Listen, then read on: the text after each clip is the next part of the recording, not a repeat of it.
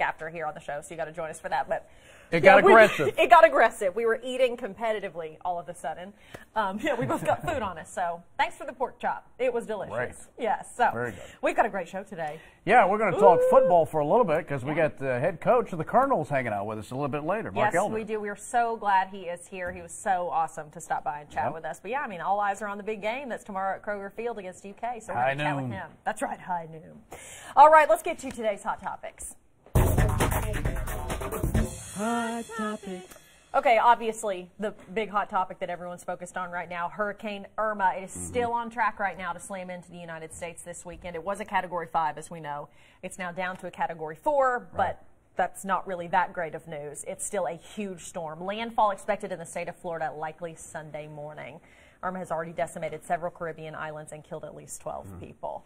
A large state of Florida is under mandatory evacuation ahead of this storm. This includes areas of Miami and Palm Beach. This morning, I just found this extremely interesting. This morning, the director of federal EMS, here's what he said. He said, no one in the state of Florida has ever experienced what's about to happen. Talking about just how severe this storm is going to be. The National Weather Service says locations in Florida may be uninhabitable for weeks or months based on how bad this could potentially be. And look at these lines, people trying to get out of the state of Florida ahead of this storm.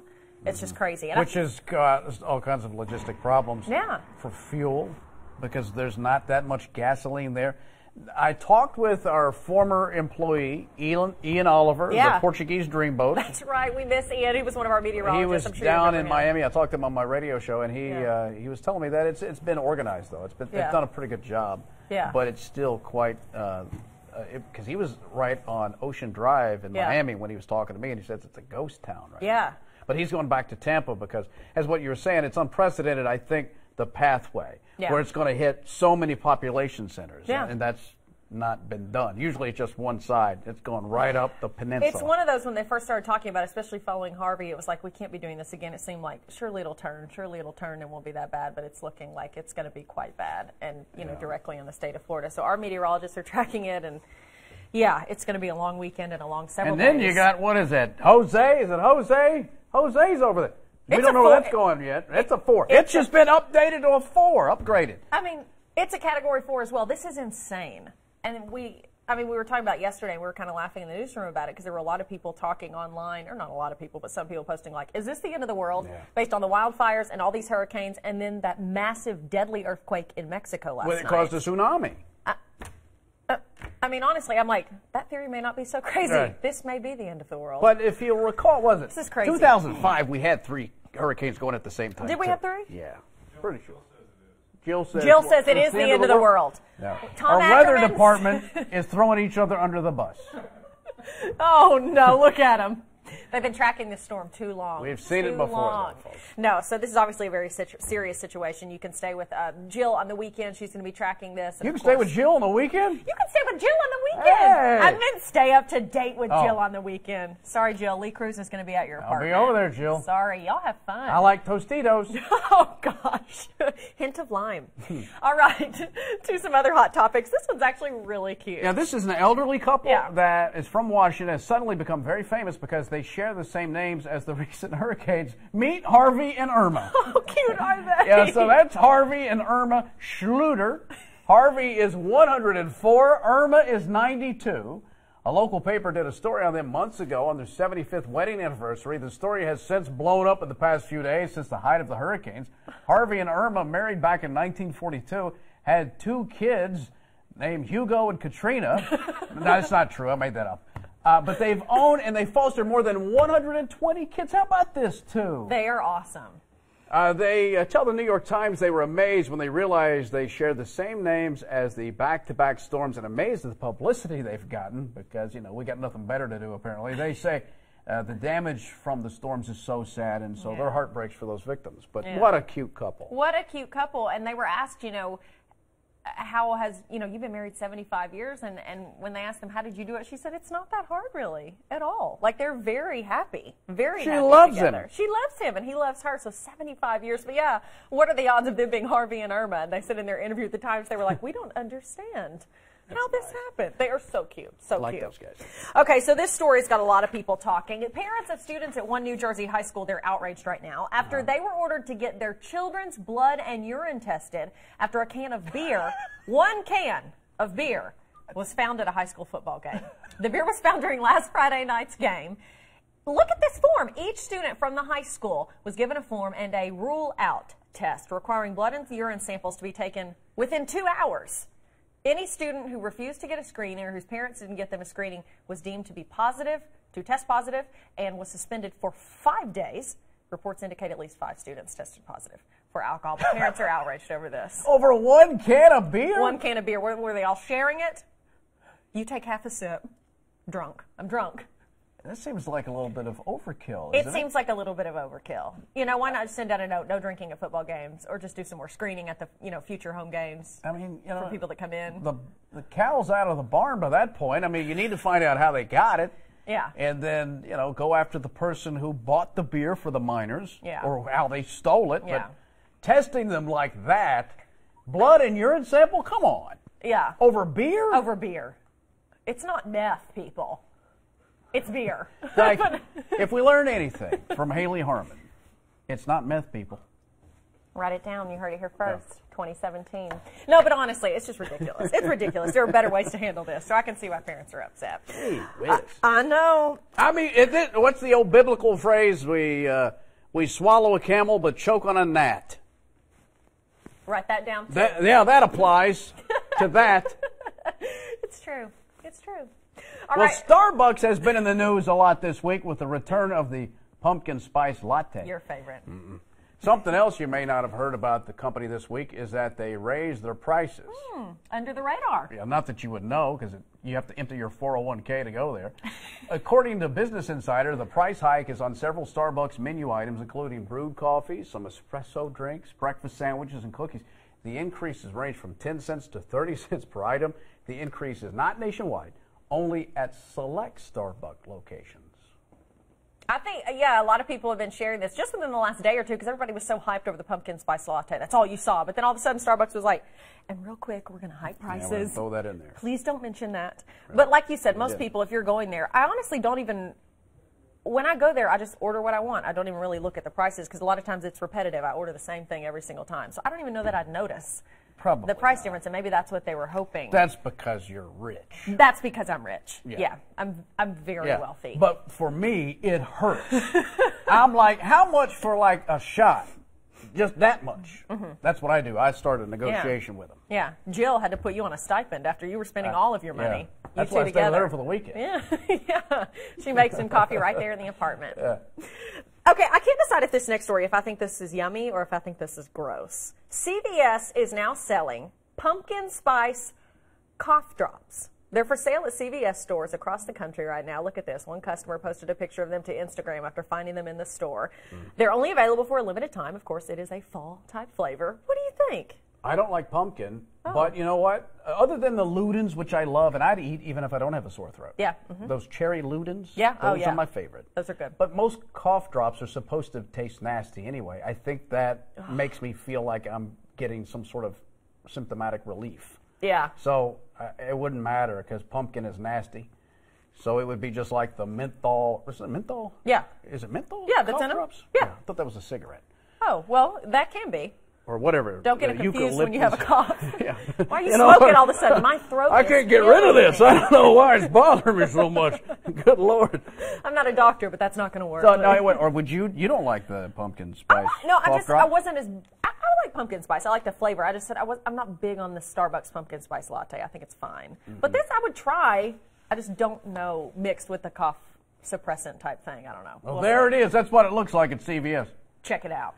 So music superstar Pharrell Williams, he doesn't age. And people are always talking about how young he looks. Well, how do you think he looks? Take a look at his photo. We want to pull it up. There he is. Here he is. It's a kid. That's a kid. If I first look at him. That's his mom tying his tie. Yeah. If I first look at him, I'm thinking 29 to 35. Max. Really? Honestly, I mean, he could go for 22. You're right. In some of these photos, he dresses young, and his skin, he just does not age. Yeah. Believe it or not, he's 44. 44, going to be 45. Wow. And like you said, people are always talking about how young he is. How does he keep from aging? He is a super famous singer, producer, songwriter. He finally revealed his secret to looking young, and it's actually quite simple. He said, exfoliating your skin and drinking water. In an interview with Dazed magazine, he said, I exfoliate like a madman. When you exfoliate and you drink a lot of water, that does good for you. Those are simple. But I like exfoliating is a fancy term for wash. Yeah, but like how A dry exfoliating is what you mean. Where you just take the top layer off. Yeah, like when you, like that grainy face wash that's got gravel and bits in it. I don't like that. No, okay. Well, you're gonna age quicker than Pharrell. Well, look at me. I'm 23. And how do I look? That's not that funny, Ackerman. Bye, Tom. All right, this next story. You want to take it? Sure. How often do you wash your pajamas? A new survey of nearly 2,500 people revealed a startling answer showing most men and women go weeks between washing the clothes they sleep in. The study found that of those surveyed between the ages of 18 and 30, the average man, wears his pajamas 13 nights without washing them. The average woman, 17 nights. Women said because they alternate between pairs, it's hard to remember how long they've been out for. Men said they didn't do washing, so they just wore what was on hand. Isn't that just like a man? Pajamas. Whatever. Let me get this shirt. Like, See, I don't wear pajamas. yeah, I wear pajamas, but I'm like a. That seems so. Because when I go to bed, and you know how the schedule is, I'm exhausted. I'm usually just in my clothes. I'm lucky to get out of my work clothes before I fall asleep after the show. Yeah, that's right. So I'm either in my clothes or naked on my couch. Yeah. Wow. That's how I do it. Yeah. It's good. So I don't have time to go put on another outfit. It's like getting dressed up to go to bed. Yeah. I never understood pajamas. I always crack up at like sitcoms and things that show like women and men in like, the separates pajamas and their silk and stuff. I'm like, and apparently, give me a at break. one time in America, we wore a hat to bed. Oh, yes. Remember that little beanie thing Yes. that has the cotton ball on it? What was the night before nightcap. Christmas? Yeah. Like I can remember that book we would read when we were kids. It showed the parents in the bed with the little caps on. And I was like, Mom, why don't you wear that? But you got to wash, people. You've got to wash. The study went on to talk about how unhygienic it is and the problems it can create if you don't wash. I wash mine like every 3 nights, I think. Because all I'm doing is sleeping. But even that, sometimes I'm like, Yeah. I need to switch it out every day. I don't know. All right, those are today's Hot Topics. Hot Topics. Alrighty, Grandparents' Day is this weekend. It's coming up on Sunday. Hi to all the grandparents out there, and thank you for joining us. Just in time for the holiday, a new survey is talking about whether or not people think it's a good idea to be friends with their grandparents on Facebook. So researchers compiled the top 5 reasons people don't like being friends with them online. And here they are. Number 1 out of 4 people say their grandparents post too much information about their lives. More than 1/3 surveyed said the grandparents post dirty laundry about family feuds or money. Oh, no. Number 2, 1 out of 5 grandkids say Grammy goes overboard with emojis in comments and posts. Right. Number 3, 1 out of 4 people say it's not cool when grandma tries to friend their friends. 30% of grandkids say it's embarrassing when their grandparents post comments as well about their hair or clothes on their timeline. And number 4, grandkids don't like to see posts about how lonely, unhappy, or sick, or sad they are. Oh, no. And the 5th reason why people want to unfriend their grandparents because they try to act cool. What was the grandparent? I love the story. The grandmother, where someone posted, Linda just died, and the grandmother posted LOL. Oh, because she and thought they it went, meant lots of love. lots of love. Not lots of laughs. Lots of laughter. Or laughing out loud. Yeah, that's either what it one. is. Not good. All right, so we're talking about this Grandparents' Day issue over on our Facebook page, of course. We asked our friends on the Live with Lee and Hayley Facebook page about their social media habits regarding their grandparents. Here's one response we got. One woman told us that her 90-year-old grandmother was just learning to use Facebook. Well, her first post was from the Virgin Islands, then 50 Shades of Grey. So she really just jumped topics. That was there. on our Facebook page for a minute, and we had to sort of remove that one, I think, because it had a photo. And another was a grandmother was shopping for an iPad at the Apple Store. When the grandkids showed her how to use Facebook, she left without logging off the store's demo iPad. Well, 2 pranksters hijacked her page, writing, "Feeling lesbian. It's important we tell you it was misspelled, using an E instead of an A." And the grandmom's son assured everyone it wasn't her because she's reading teacher. She's a reading teacher, would never have misspelled lesbian. I mean, come on. There you go. I've gone into like the Verizon store before and I've been looking at phones. People have been logged onto Facebook and I've so badly wanted to like write something and be like, I don't know, just something, Yeah. but I just can't do it. I can't do it. All right, keep sharing your comments on our Facebook page, and happy early Grandparents' Day to all the grandparents out there. My grandmother is on Facebook, and she's so savvy with it. She really, really is. She's 83 years old, and she's got it going on. I'm glad my grandmother was not. It would have been a terrifying experience for all of us. Yes. It's time for the very last chance for you to win tickets to the big comedy show that's happening tomorrow night. If you're the 18th caller right now, this is it. You could win 2 tickets to the Kentucky Comedy Tour featuring me and Scott Wilson, along with some of the funniest people in the world that Hayley Harmon and folks like you and Kenny Rice and Tom Leach chosen. Yeah. It's going to happen tomorrow night at Renfro Valley Entertainment Center. Give us a call, 859-280-1818, and you'll win. Claire Crouch was a judge at That's that right. evening. We had so much fun at Comedy Off Broadway. So good luck to you if you win, or if you enter for those tickets, and congrats if you win. It's going to be a great show. At Renfro Valley. Yes. That's right. Straight ahead, it is Football Friday. The last time UK and EKU met was 2 years ago, and it was a close game. Yeah, real close. Tomorrow they meet again at the Kroger Field, UK's first home game of the season. Straight ahead, we talk with head football coach Mark Elder from the Colonels. Join us in just a bit, guys.